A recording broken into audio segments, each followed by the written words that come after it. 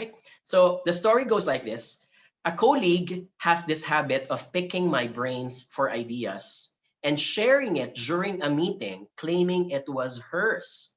She has done it many times right in front of me. Jonathan, should I call her out? Could I please get a letter C as in credit if you have experienced this at work? I'm putting this as number one because it's one of the most common issues. You know, at my level today with how I meet a lot of clients, of course, I'm not an employee anymore, so I don't see this in my workplace. If there's anything that I see credit grabbing, it's another speaker getting my slides and pretending that it was his idea. And I'm totally fine with that, as long as I get credits. But I get surprised that I have friends who apparently have these kinds of issues. So these are friends wherein it still happens in the workplace. And I see a lot of people typing letter C. Ooh, that's a lot. So let's answer this question. And let's do that first by, so you've answered this already. I asked this letter, yes or no. Have you met someone at work who grabbed credits from your efforts? It seems like a lot of people can say that. So here is my spill.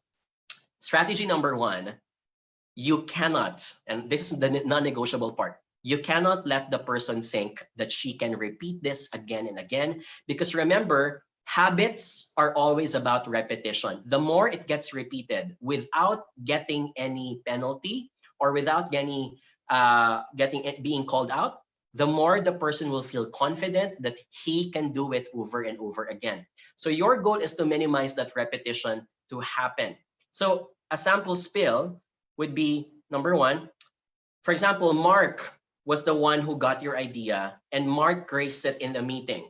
My suggestion here is, it's great that Mark has a buy-in already of my idea. When we were talking about this earlier, I mentioned that blank.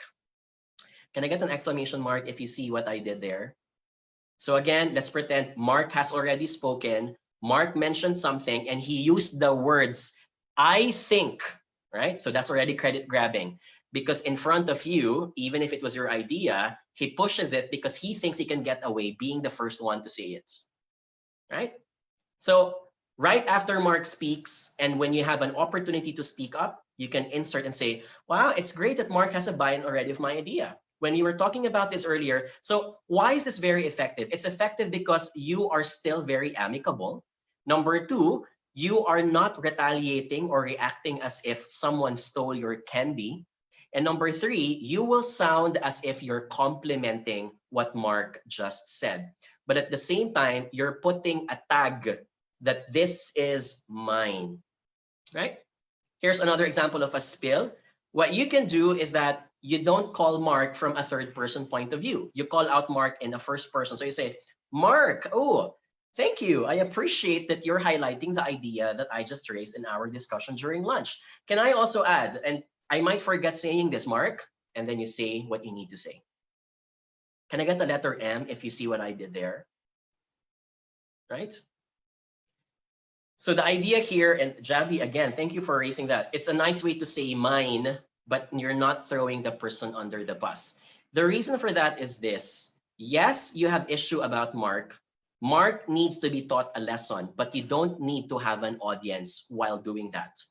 After the meeting, when you have settled the issue, you have a one-on-one discussion with Mark and you tell Mark your issue. Mark, I understand that you're after getting as many ideas as you can, but there is a difference between saying that the idea was yours versus getting it for free from someone and not crediting the person for their thoughts, right?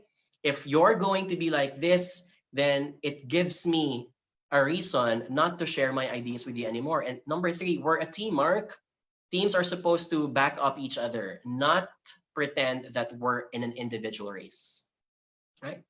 So I want to highlight that also because we don't want Mark to feel that he is the enemy. And if you start embarrassing him in front of your meeting, let's say there were 5 members in the meeting, Mark is going to be more antagonistic to you, right? And this is not the right time to burn bridges.